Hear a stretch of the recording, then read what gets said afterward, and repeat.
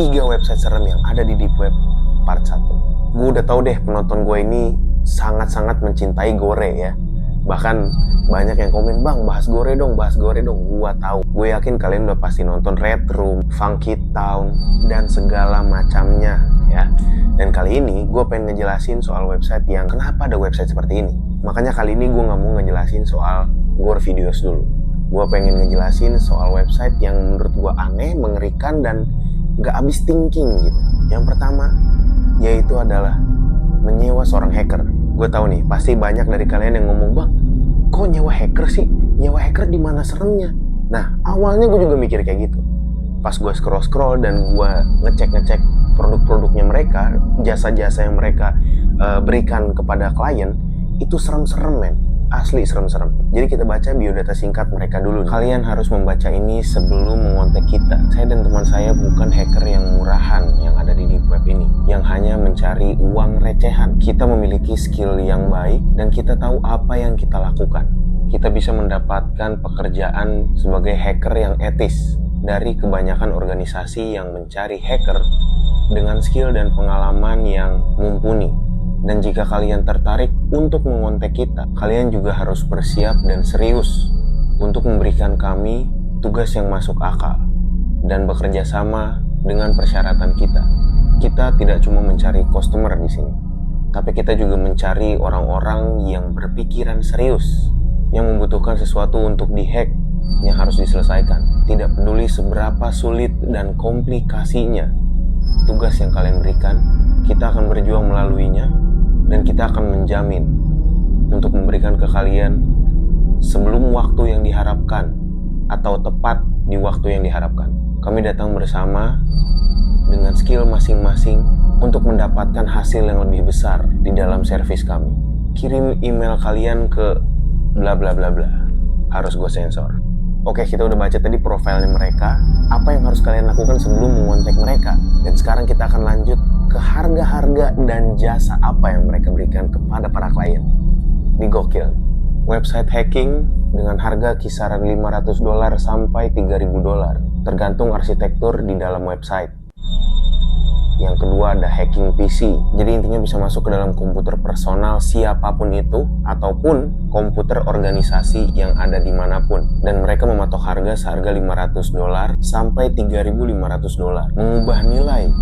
Nah, ini biasanya dipakai oleh orang-orang yang lagi ngampus ataupun sekolah SMA, SMP, segala macem ya teman-teman ya. Dan harganya itu dari $1.200 sampai ke $3.750. Ada juga ngehack telepon, ada juga DDoS attack.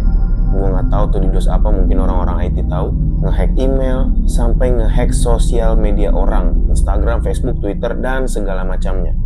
Dan harganya bisa kalian lihat sendiri ya. Bisa kalian pause untuk harga-harganya. Dan itu baru satu website teman-teman. Dan website hacker, jasa hacker di dark web itu banyak banget. Kita lanjut ke website kedua yang ada di hacker. Dan menurut gue ini lebih gokil lagi nih. Halo, nama saya Sensor. Saya adalah ahli teknik hacker yang ada di dark web. Keahlian saya adalah programming, running exploits. Gue nggak tahu tuh running exploit apa maksudnya. Setting up DDoS juga gue nggak tahu. Dan saya sangat suka tantangan apa yang membuat orang lain menyerah. Saya bisa nge-recover password untuk hampir semua sosial media secara mudah, mengkontrol dari jarak jauh HP orang, dan segala macamnya yang sangat-sangat berguna. Karena saya menghabiskan bertahun-tahun untuk mencari metode yang paling bekerja. Di sini kamu bisa melihat list dari jasa-jasa yang saya berikan. Jika apa yang kalian inginkan tidak ada di list, maka harga minimalnya itu akan saya patokan dari $600. Dan kita akan bicarakan harga finalnya setelah Anda memberikan saya semua informasi dan setelah saya menerima tugas dari Anda. Itu dia tadi profil dari hacker kedua. Dan sekarang gue pengen ngasih tahu jasa-jasa apa aja yang diberikan oleh hacker kedua. Jasa pertama yang diberikan itu adalah mengontrol smartphone orang dari jauh. Dan harganya itu dari $700. Ngehack akun Facebook dan Twitter orang dengan harga $500. Melakukan DDoS kepada website yang terlindungi selama 1 bulan dengan harga $900. Menyebarkan informasi palsu melalui sosial media orang yang pengen kita jahatin. Nggak akan bikin hidupnya kacau, tapi tetap bisa mengganggu mental dari orang itu.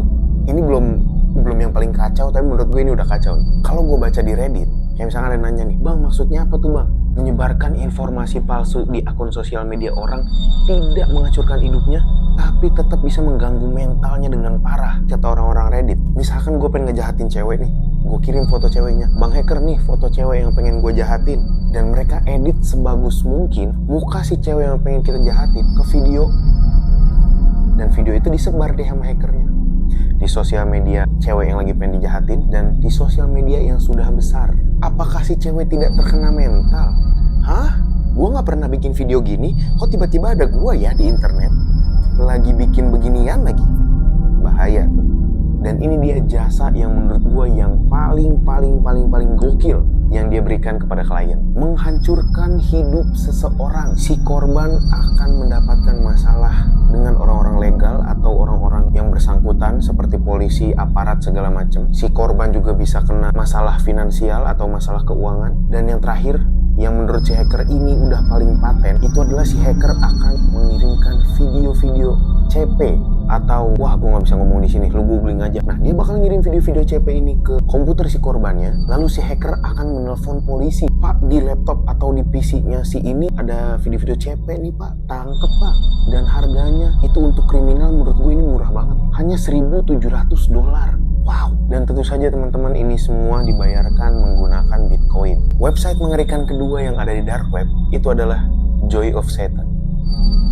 Jadi Joy of Satan ini adalah salah satu website yang dimana si developernya, si pembuatnya itu sangat-sangat satanis sekali, sangat mencintai dan menyembah setan.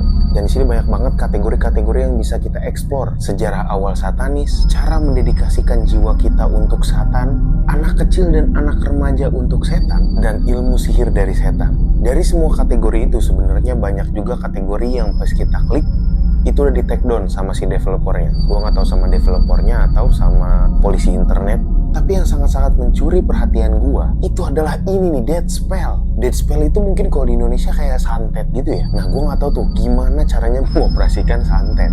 Tapi kalau misalnya menurut orang Amerika itu santet kayak gini nih, dikasih tahu step-stepnya. Dan untungnya pas gue ngeklik kategori ini, kategorinya belum di take down. Jadi pas gue klik masih ada step-stepnya. Jadi kita baca step-step cara santet menurut orang-orang Amerika. Yang pertama, buatlah effigy atau boneka menggunakan sebuah artikel. Jadi effigy itu adalah boneka atau properti yang kita bikin semirip mungkin dengan tubuh manusia. Kayak gini nih. Step kedua, pergi ke kuburan dan ambil tanahnya. Step ketiga, lu harus fokus ke boneka yang udah lu bikin. Lu bayangkan sang korban, lu bayangkan semua rasa benci lu sebisa mungkin. Khususnya saat lu sedang membuat si effigy itu atau boneka itu. Di sini sangat penting untuk tetap harus fokus dengan secara intens dan lakukan ini di saat bulan sedang memudar. Saat bulan sedang menjadi Scorpio atau Capricorn itu adalah waktu yang baik.